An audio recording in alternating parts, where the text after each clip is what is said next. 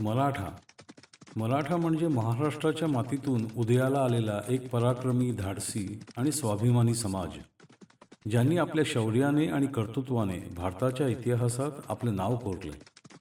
आजचे 96 कुळी क्षत्रिय मराठा हे इक्ष्वाकू, सातवाहन, वाकाटक, चालुक्य, राष्ट्रकूट, यादव, शिलाहार, निकुंभ, आभीर, सेंद्रक, कदंब, कलचुरी आणि मौर्य या क्षत्रिय मराठा राजवंशाचे वंशज आहेत.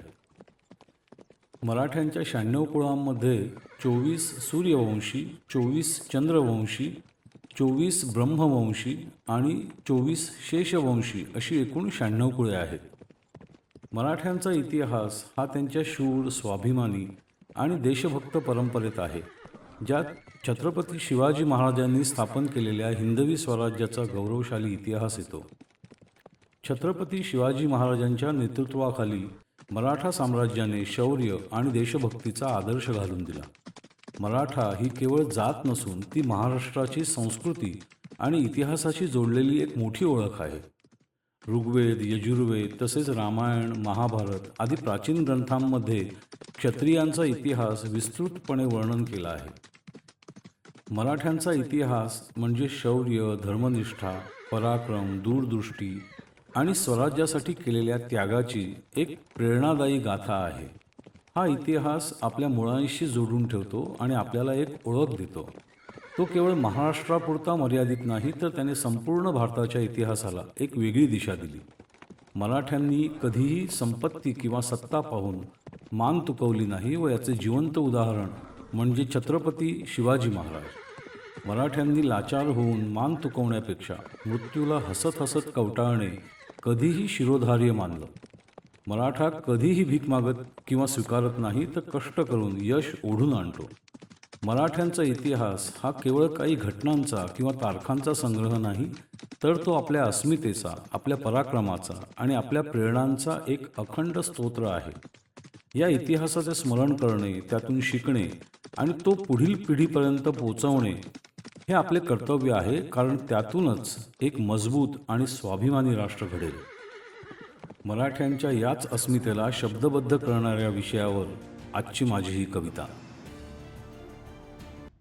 तुम्ही घ्या आरक्षण, तुम्ही घ्या आरक्षण, आम्ही 96 कुळीस बरे, कष्ट करू नाव कमवू, न तो मरण सोय रे.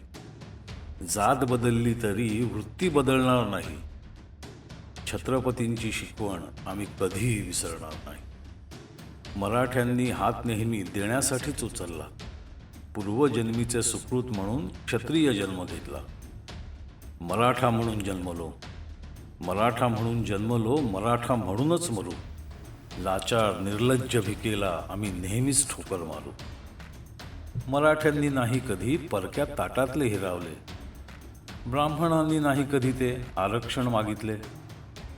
इतरांच्या ताटातले ते किती दिवस पुरणार, कितीही घेतले तरी झोळी रिकामीच वाटणार. अशा वृत्तीने हात पसरण्याची सवय नक्की लागेल. पुढच्या पिढीला अशी वृत्ती निश्चित पांगळाही करेल.